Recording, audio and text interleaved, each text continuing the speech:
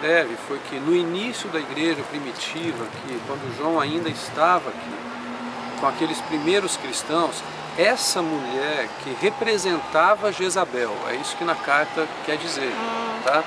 Ela estava fazendo parte da comunidade cristã naquela época. E Paulo e João, em algumas vezes, exortou ela sobre isso, porque a profetisa, que a gente tem que lembrar que eles não tinham naquela época ainda o Novo Testamento, por exemplo, né? Eles não tinham, os ensinos eram feitos pela experiência que os apóstolos tinham passado, tá? Esse era o ensino que eles recebiam, e também ainda existia um respeito muito grande pelos profetas, aqueles que eram mestres em compartilhar o que ouviam de Deus. Então ela era tida como uma profecia porque ela era uma mestre quando ela compartilhava. Só que o que acontecia? Nos ensinamentos dela, ela distorcia aquilo que era o que o apóstolo também tinha visto e acompanhado.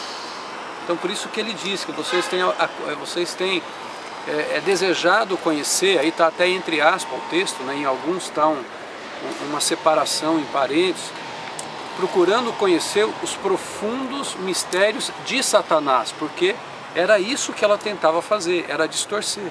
Então, em vez de você conhecer os profundos conhecimentos de Deus, era mascarado para que você conhecesse os profundos conhecimentos ou mistérios de Satanás. Então, eu vou ler aqui, só para a gente tentar trazer isso para cá. Ó. Ao anjo da igreja de Tiatira, escreve o seguinte: esta é a mensagem do Filho de Deus, que tem olhos que brilham como fogo e pés brilhantes como bronze polido.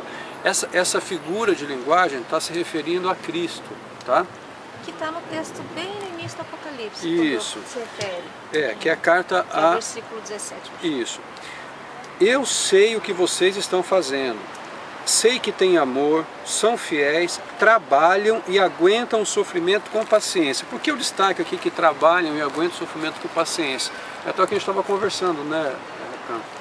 Naquela época existiam as cooperativas aqui de agricultores, tá? Então nessa cooperativa tinha tanto judeus que participavam, pagãos que participavam, mas agora traz a memória que aqueles judeus que foram lá para Jerusalém e que voltaram anunciando a Cristo, agora eles também eram agricultores aqui. Só que para que eles participassem dessas cooperativas, a partir do momento que eles estavam defendendo uma nova fé, eles eram obrigados a participar de alguma negociação ou até de algumas festas pagãs, porque se eles não participassem, como é que eles iam produzir a parte comercial dos negócios deles? Mas esses ainda se mantinham firmes no tempo que João estava aqui, tá? Mas olha só daí o que aconteceu. Eu sei que vocês estão fazendo mais agora do que no princípio. O que mais agora no princípio? Essas pequenas comunidades cristãs que se reuniam nas casas, elas começaram a se multiplicar e crescer.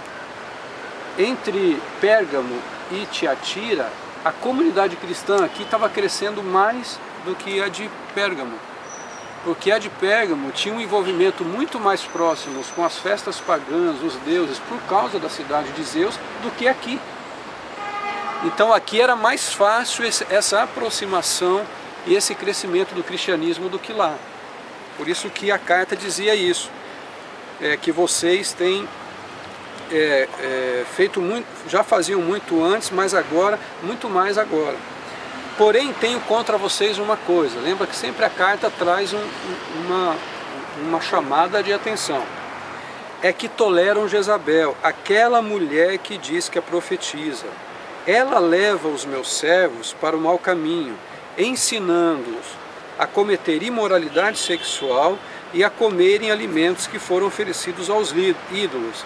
Lembra que esses alimentos oferecidos aos ídolos eram as festas pagãs que aconteciam, e que agora eles, se eles quisessem ter o produto deles comercial, eles deveriam participar dessas festas, senão eles...